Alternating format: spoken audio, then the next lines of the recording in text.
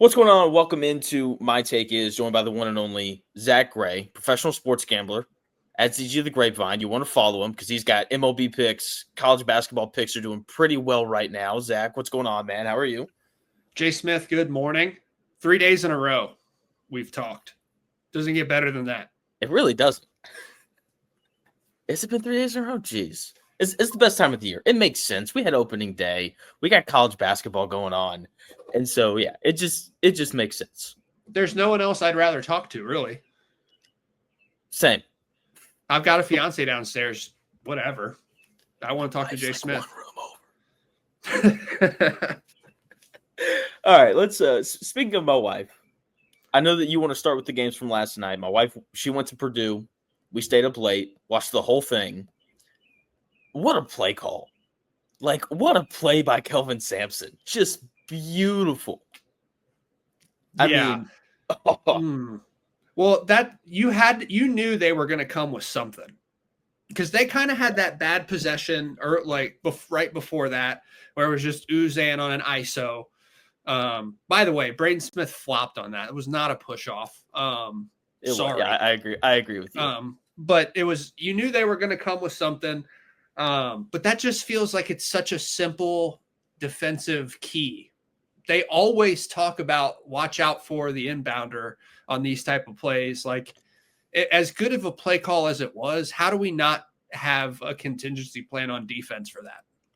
Candace Parker, I thought after the game, I don't know. It was really interesting. You texted me because we were going to do this video like right after all the games. And you were like, Jonathan, it's late. I was like, that's fair. And then I got on Twitter and it's you just yelling at Purdue fans saying that it's not on the refs. And I was like, okay, I guess he has time for that, but all right.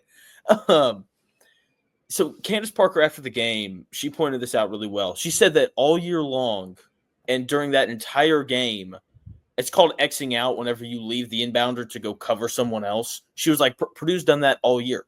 Like, Houston's just been saving that in their back pocket to get a bucket when they really need it. And they called that play at the perfect time. Candace Parker is awesome, by the way. She's really good. She's really smart.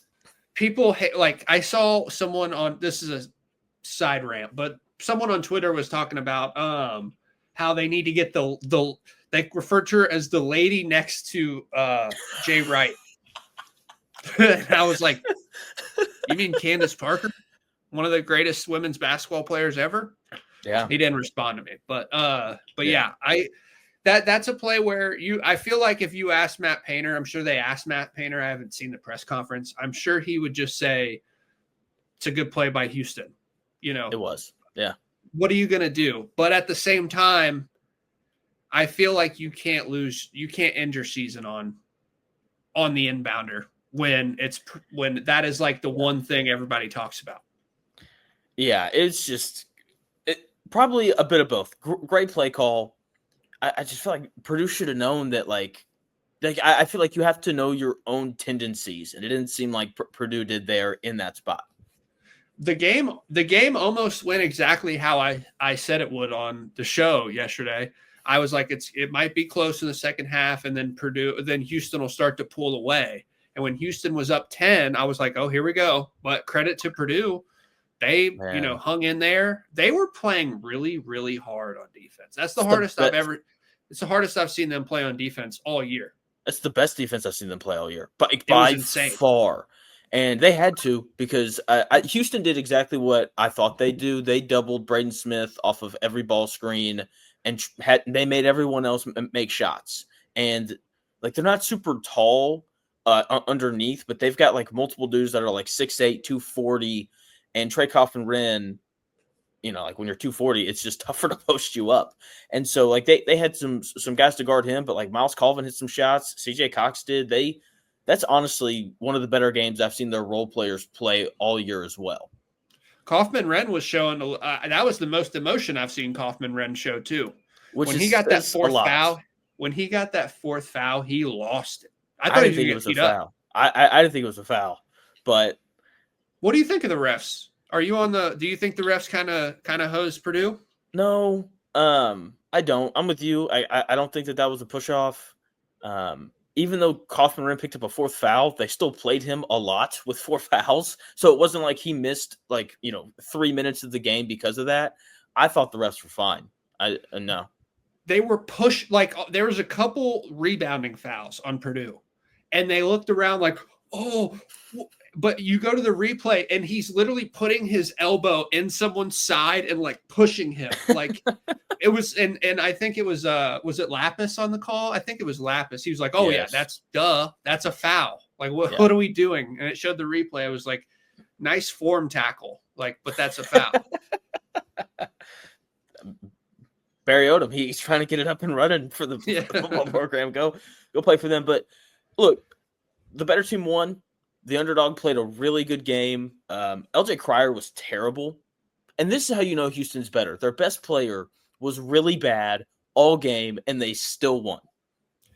Yeah, he had a big 3 late to kind of redeem himself. I'm actually – is it crazy for me to say that he's not their best player? Originally thought. I think Uzan's definitely their best player. Uzan's really good. He was awesome. He hit so many big shots. I mean, every time I watch them, he's just making a 3 or making a big play. He's coming back next year too. Braden Smith's coming back. Uzan's coming back. College basketball is in this really unique spot where they have their young talent, their young stars, the Cooper Flags of the world, but also look at the teams right now that are remaining. They're old. They are.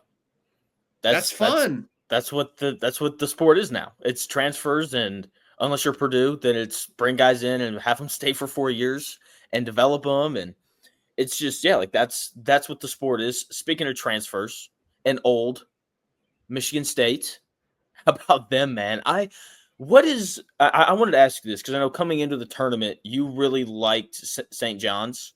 What is the difference between Michigan State and St. John's in terms? Because there's this lack of shooting, but Michigan State still finds a way to win these tough games. I couldn't tell you. I couldn't tell you either. I got no idea. I think the ball just bounces some. The tournament's it's a very fickle thing. One play here or one bad performance from a player there is you're going home. And I think we saw that with Lewis from St. John's play his worst game of the season, which directly correlated to them getting knocked out. It did. I think with Michigan State, I think if their best player, who would you say their best player is? Aikens or Richardson? Probably Richardson, but that's just the NBA draft guy in me. Right. So if one of them go 3 of 17 in a game, is Michigan State going to win? No, absolutely not. No. So I think that's really it's such a razor thin margin that I think that's literally what it comes down to. Yeah, and that's totally fair. Usually, unless you're Houston last night, when your arguably best player shoots 3 of 17 from the floor, you're probably not going to win. And the other thing about Michigan State, though, that's really impressive, they rebound really well, and they also play really fast, but it's a weird fast. It's they're not forcing turnovers and running a whole bunch. But when the other team scores, that ball's through the net, and Michigan State's across half court. They really kind of push the pace in the half court, which is really fun to watch. That game was awesome. And I really wish Ole Miss had won because I had this whole Chris Beard thing that I wanted to do, because when we talk about the best coaches in the sport, we don't bring up Chris Beard. Even though he's been at 4 different schools, won tournament games at all 4 different schools. He took Texas Tech to a freaking national title game. And, then he goes to Texas, and then, that whole thing happens. But now he's at Ole Miss. That's a good team there. He had a really good team there. They were really good. He got Rodney Terry a job. He did. And so he's an excellent coach. And when we talk about the best coaches in the sport, he has to be mentioned. Has to be. And I never feel like he is. No, he's not. I do want to give Ole Miss their props. Beginning of the season, you could tell, okay, they're pretty decent, they're pretty good, and then they just kept getting better and better and better. And I feel like that team we saw last night can play with anyone at any time, anywhere. And that's the best compliment I feel like you can give a team and a program and a coach, is that you can visibly see the improvement all the way through. You can see the program being built on an upward trajectory. And now you can see that roll the ball out, Ole Miss can play with anyone. Like, for me, this was 100% a great, successful season for Chris Beard in that program. And, like, they're building – you can tell that it's kind of scary. They're building something over there. They are, and it makes sense because Chris Beard's won everywhere he's been. It's honestly – he's just a really, really good coach. Like you said, like when you get better, and it's obvious over the course of a season, like that is the sign of a really good coach, not just in terms of like player development, but also in terms of getting players to buy in.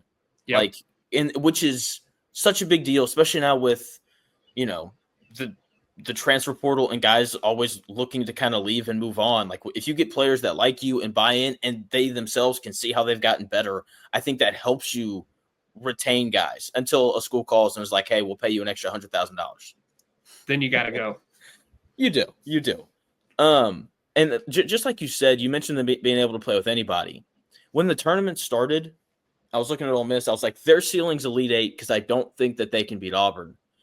And I still think that. I think Auburn's so freaking good. And I think we're all falling in love with Duke and we're falling in love with Houston last night, just gritting out that win, and everyone loves Florida. Auburn was the best team for a lot of the early season. I think people got Auburn fatigue because we just talked about Auburn all the time because they were awesome. Yep. And they had that bad first half against Alabama State. They beat a really good Creighton team, and then they beat a really good Michigan team last night by 13. And by the way, cashed it. Let's go. I think they're really good. And there's a part of me that's like, I wish I'd picked them to win the whole thing. Yeah. I don't understand. Like, how can you watch last night against Michigan and see the way that they turned up defensively, see the way that they kind of executed offensively down the stretch, knowing everything you know, knowing everything you know, and still thinking, I don't know if I trust them. Like that, like, what they're the number one overall seed. Like we saw them lose a couple games in a row, and I don't think it's out of the ordinary to suggest that they were not as focused as they should have been. Agreed. Yeah. But it looks like they've obviously gotten that back. They're in the Elite Eight. We need to realize, like, when we're talking about Auburn, we're talking about one of, if not the best team in the country. So, like, let's remember that the next time that we have Auburn get knocked out in the round of 32 next year, when we're doing our brackets. Like, come on. You know, I think the difference for me, Todd Pettiford's just gone to another level in the tournament. He's just coming off the bench and he's like, I'm going to get 20 because I'm just really good at basketball. And I think his emergence is kind of why I not regret, because I still think Duke's going to win the whole thing. I think it's why I like them more than I do Florida right now. Do you think he comes back, or do you think he goes to the draft? He's a late first round guy, apparently, from Kevin O'Connor's mock. I think he'll go. And you mean late lottery, right? No, I mean like late. I think it's late first round.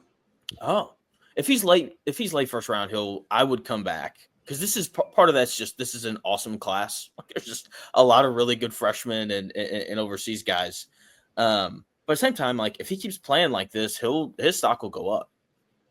Yeah, and I think I just love the era that we're in right now in college sports, because you don't have to choose between money and not money when you're in a late first round pick situation. Like Auburn will take care of him. He can come back another year, develop, and then be a lottery guy. Like I think that's why college basketball is so fun this year. That exact premise. There's a really good blend. There's kind of like what you were saying. Like there's older guys that can really play mixed in with these freshmen that can also that are going to be like one and dones. College basketball is back. It is. It's a great product. It's in a really good spot right now. You know who's not in a good spot? Kentucky fans. Yeah. It's just peak irony that Kentucky fans and Arkansas fans hated each other all year for them both to get bounced in the Sweet 16. I just think it's really funny. Yeah, it was Tennessee just kind of Kentucky just got off to a horrendous start offensively and never recovered. And Tennessee just kept them at arm's length the whole way. And then they played patty cake with the basketball the last minute and a half and cost me the over. Yeah, I'm sorry. I was so mad.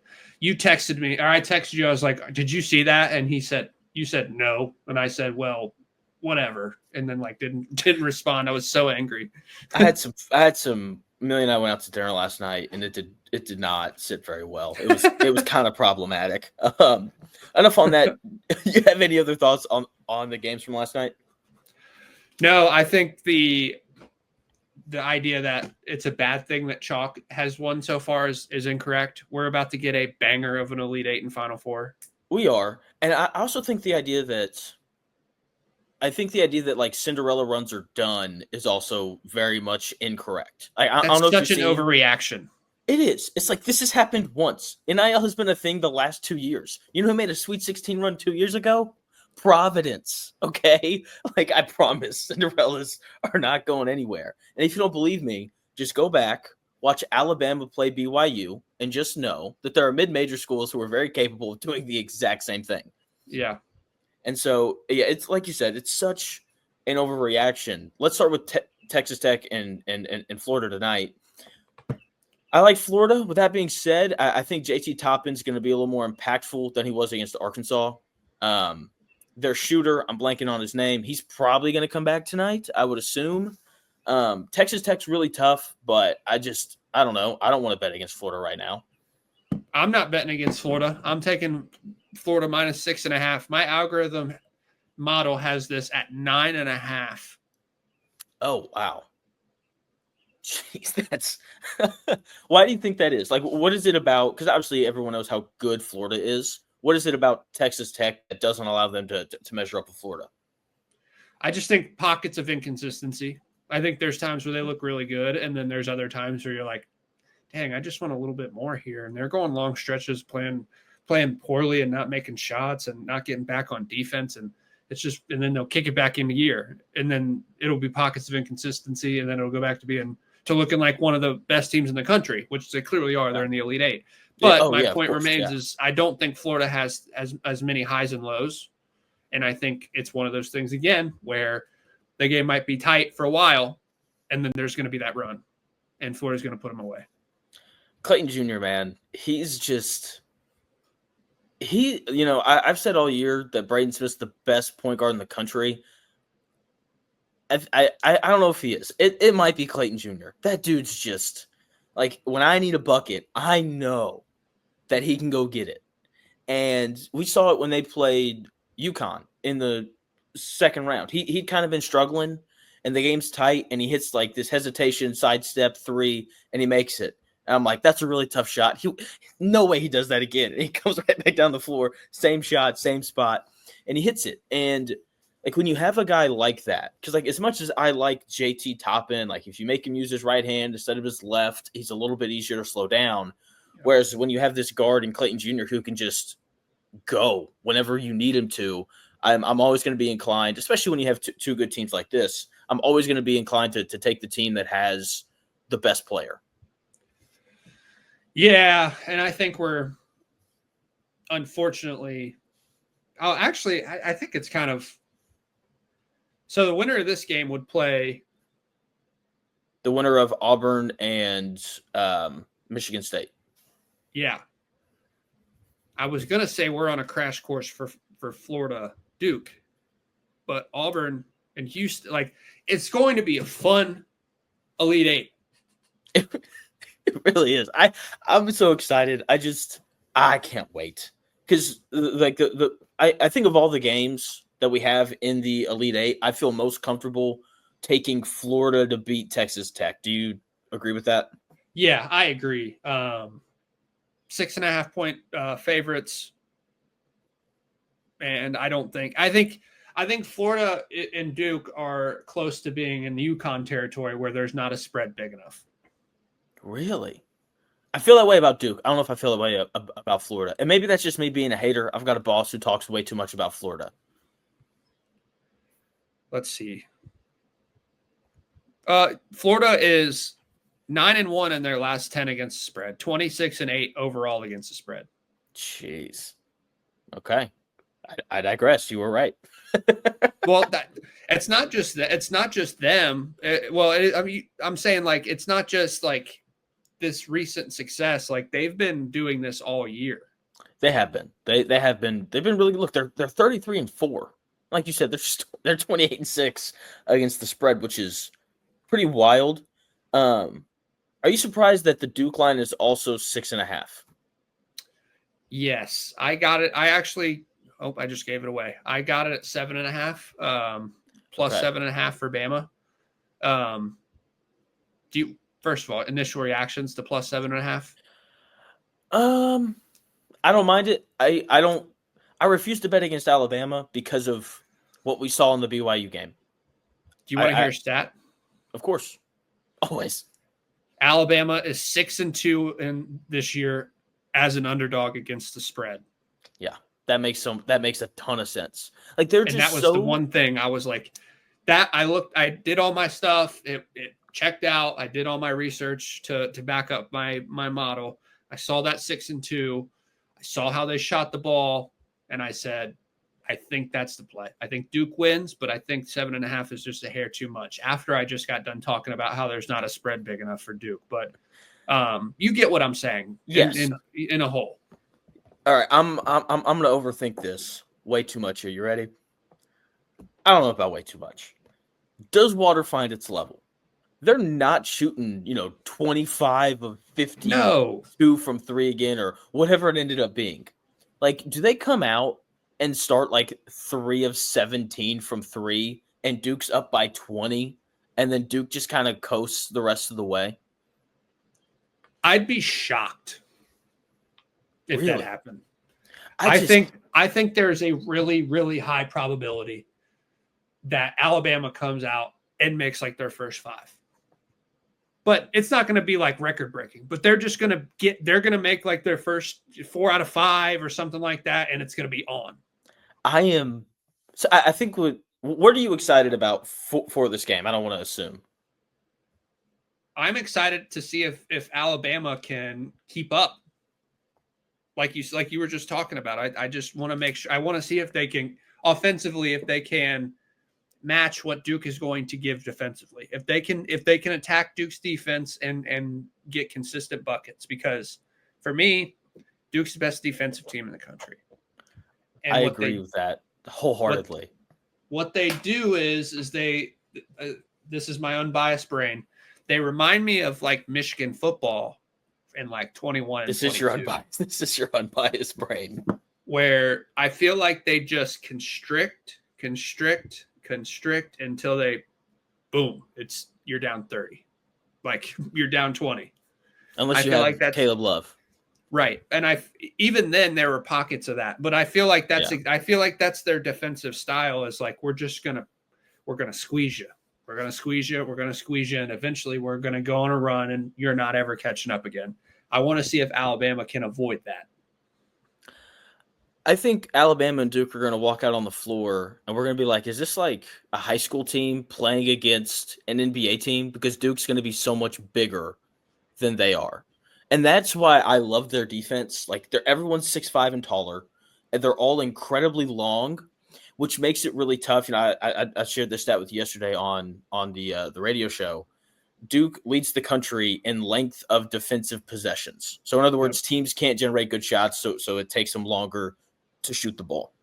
And it's because of the size and length. And I'm very intrigued to see how Alabama does against this defense, because Alabama scores the ball from 30 feet away better than anyone else in college basketball. So, like, how does the spacing that Alabama has, how does that kind of counter what Duke does on the defensive side of the ball? That's what I'm really intrigued to see.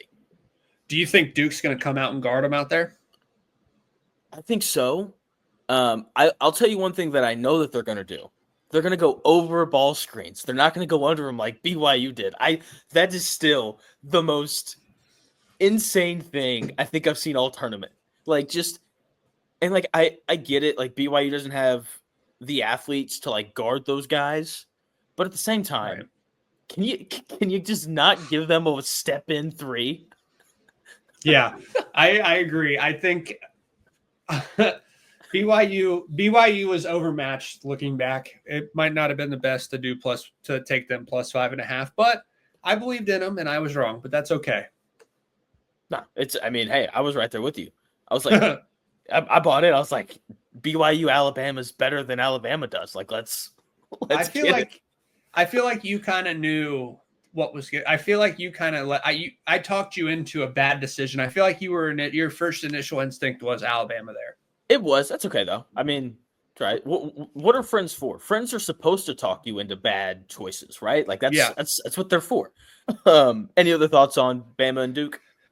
No, exciting stuff tonight. I'm glad the game doesn't tip off at 7:39 and then the next game tips off at like 7:52. If you I thought you were going to say I'm glad one game's not at 7:30 and the next game doesn't start till 10:30. I'm very excited that that's not the case. And I can't wait for tomorrow because we got Tennessee and Houston at 2:20. That's so nice. Thank you for doing that on a Sunday. Thank you. Seriously. And then Michigan State and Auburn 3 hours later. Games aren't going to overlap. Like, it's just one game. I can't wait. Tennessee, Houston favored by 3.5. This game is going to be like George Foreman and Muhammad Ali. I think these teams are just going to beat the snot out of each other. Like, just so physical, really good defense, teams that really attack the glass. For me, I think the game's going to come down to who has the better game, Chaz Lanier or LJ Cryer. Just as, even though I don't know what you said about what's his face, he might be Houston's number one option. Uzan. Like, I don't know. Like, if Chaz Lanier comes out and he scores 20, like, I really liked Tennessee. But then again, if Houston has someone do that, then it's like I like Houston because I think both of these teams are so good on the defensive side of the ball and rebounding and doing all those other things. I'm about to, after we get done with this video, I'm going to make my MLB projections and then do my projections for these two games. Okay. I have no clue what this dang algorithm is going to say about this game. No clue. Like, I feel like it's like, oh, why are the same team playing each other? Why do you have X team play X team in there? Like, the data's wrong. Like, that's how similarly coached and talented these teams are. And if 62-60 is the score against Purdue, I hope we get a 44-41 game. That sounds awful. I hope not. That would be sick. That would be terrible. I would probably be inclined to take Houston just because they shoot it better than just about everyone. Yeah, I would probably lean Houston too, but I have Tennessee in a Calcutta draft, and if they win, that means I net profit. So nice. If either way, I think if I pick Houston on the betting side and Tennessee wins, I still make money. So who's really the winner? But if Tennessee wins and you bet on Tennessee, then you just you make even more money. You double it up. Let's go. Yeah, even though Zakai Ziegler's one of my favorite players in the sport, just because he's just tough and he's been around for forever, and like he was so good against Kentucky, just getting into the lane and like having that, I think he's a fifth-year senior, like having that fifth-year senior point guard to just kind of calm your offense down is a really valuable thing that I think is going to be really important. It is important whenever you play a team like Houston, who's just going to harass you for 40 minutes. Yeah, I think he's one of those. Let's get everybody, on the same page. Let's relax. I think everyone that's left has one of those guys, right? Yeah, I mean, yeah. If you want to say Cryer, Uzan, Ziegler, Pettiford, it's questionable. Freshman, but no, the way he's been playing, he can do it right now. Yeah, and I think that it's a matter of who is going to stay as level-headed as possible. I think we've seen Ziegler have some really bad games. We have. Are you not on alert that that's a possibility? That they're just going to swallow him up? Yeah, that's But that's what that's what Lanier's there for, right? Like, if you really want to put two on the ball and try to swallow him up, like, you're gonna leave someone open for Tennessee.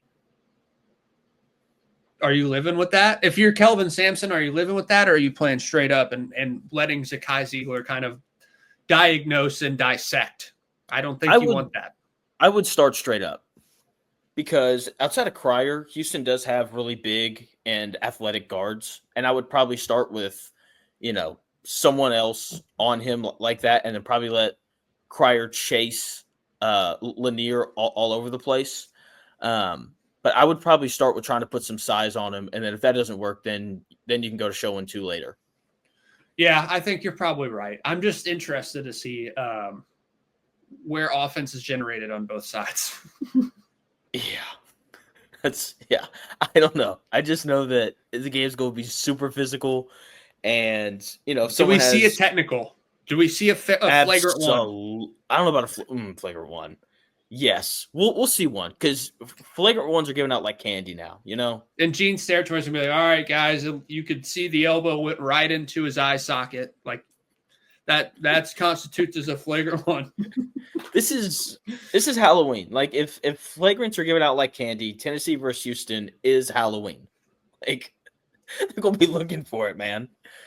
But does Houston's lack of, I guess, height worry you at all? No, I don't think it does for me either. Because I think their bigs are super athletic. Agreed. Yeah, like, they rebound so well, and part of that's their guards too. I think their guards do a really good job of rebounding, but all their bigs, and they can switch everything because their bigs are so athletic, and they're tough. Michigan State, Auburn. At some point, Michigan State's lack of shooting has to matter, I would think. And it feels like... Do they get blown out here? Is this a blowout spot? Got way too much respect for Tom Izzo to think that they get blown out. You don't, though. Like I said, I haven't ran the projections yet for this, but my initial thought is, how in the world is Michigan State going to keep up? It's 5.5, which I'm with you. I don't know. I don't think Michigan State's that much better than Michigan. And the line for that game was 9.5. Bro. What if this is just a thing where Michigan State is like, defies the odds? It's like we have no shooting. We are going to we're not going to shoot. Rebound. We're going to offensive rebound our way to the Final Four. Yes, that's... What if we saw that, and then we get back on here after like the national title, and we go, what in the world? What just happened? Izzo. It would be the best Izzo coaching job ever, to win a national title when you're the worst 3-point shooting team in the Big Ten, like they were this year, and then to go win the whole thing. I think we would see, we talked about people overreacting to, like the lack of Cinderellas this year. What would the roster turnover look like? Would people just be like, we don't need shooting, we just got to rebound, we just got to be tough, physical, and want it more, and have a stud freshman? That was literally my thought process on St. John's, which is crazy thinking about it. I literally was like, they'd rather die than lose. I think I said that on the show, and then they lost. Didn't die. Are you like a Michael Jordan stan or something? No. I do like the shoes, though. I like his shoes. His shoes are pretty nice. It rained here yesterday, so I don't get to wear mine today. Yeah, it rained here too. I just checked outside to see the weather. It's nice. It's like 65 degrees out there. Is it really? That's nice. All right. Any other thoughts on any of these games? Oh, wait, here, let me ask you this. You still feel best about your Duke pick to win the whole thing? Yeah. Me too. Until someone shows me that they can play 40 minutes with Duke, I'm not going to buy it.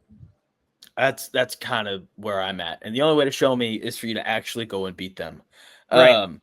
I'll be glad to admit that I was wrong if they lose. Oh, yeah, of course. Yeah. You're going to have, I don't know. I'm never going to pick against them until like at the rest of the way. That's why, unless someone gets hurt, obviously. But that's kind of where I'm at. And look, even if they do lose, I don't think I'm going to say that I was wrong. I'm like a March Madness shooting variants. Right. They're still the best team. refs and shooting variants. That's where you need to stick. I want your opinion on this before I go, and it's going to give you a little insight into what my day looks like until 6 when these games are about to start. What are your thoughts on birthday parties for 1-year-olds? It depends on where you're going. My in-laws. That's great. You'll have a great time. It'll be awesome. Couldn't agree more. Yeah. Couldn't agree more. Can I come? It sounds like a great time. Hey, man. You're what, 2 hours away? Come on over, man. You're going to have so much fun. I can't wait.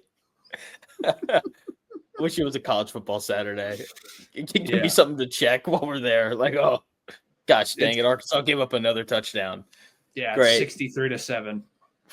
Against Louisiana Monroe. Anything that you want to plug before we go? No. Baseball started out, I guess, yes. I said no and then immediately started plugging something. But baseball started out pretty well. We're 6-3 already this year, plus 3.37 units. So couldn't ask for much better than that. Baseball is really fun, man. Baseball's awesome. It's weird. I stopped liking it for a while, and then this year I'm like really excited about it. I love doing radio in Indianapolis. It's a blast. But I wish they had a Major League Baseball team, man. You don't want to talk about the Indianapolis Indians? When Paul Skeens was here, I did. But I mean, I don't know. Look, the Pirates are terrible. I don't want to talk about the Pirates, let alone their AAA team. Come on now. I just pulled Paul Skeens in the show last night. Nice. Real quick. Okay. This is we dabble in the sports video game realm every now and then. We do. So you know me, I'm very competitive. Yes. And I'm going to play everything to win. And if I don't win, I'm going to be irate. I play online on a show with my Ranked Diamond Dynasty team. Okay. I was down 8-1 in the second inning last night. And I was fits of rage. I was throwing shit. Like, I was so angry. I thought about quitting, but you can't quit. Can't. Long story short, we end up playing 13 innings and I win 15-14. That's awesome. You know what? One of my favorite things. So for those who don't know, my freshman year of college, when I was annoying, that's probably the right word for it.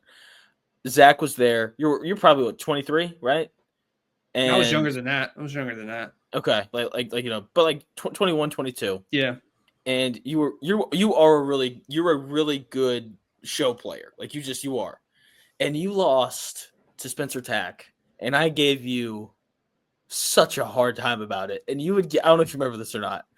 Yeah. Like you want to tell them where we played? You played like on a bus. You lost, the score was like 3-1, but you had like 8 hits to his like 4. There was someone holding the monitor, physically holding the monitor on the bus. College baseball, man. Nothing better than that. Nothing better than that. I remember that very vividly because I out-hit him. And I just remember you being like, Jonathan, I out-hit him. Be like, it didn't matter. You didn't score more runs. And you'd be like, oh, man. College holding up the monitor. I forgot about that. That's hilarious. I didn't want to play anymore after that. I don't blame you. I don't blame you at all. But, all right, I need to run. I got a birthday party I got to get to. You have projections to make. Add ZG the Grapevine on Twitter if you want to go and check him out. Check out all of his stuff linked in his Patreon. Zach, thanks for your time. I'm sure we'll do this again before the Final Four and all that good stuff. Yeah, man. See you later. See ya.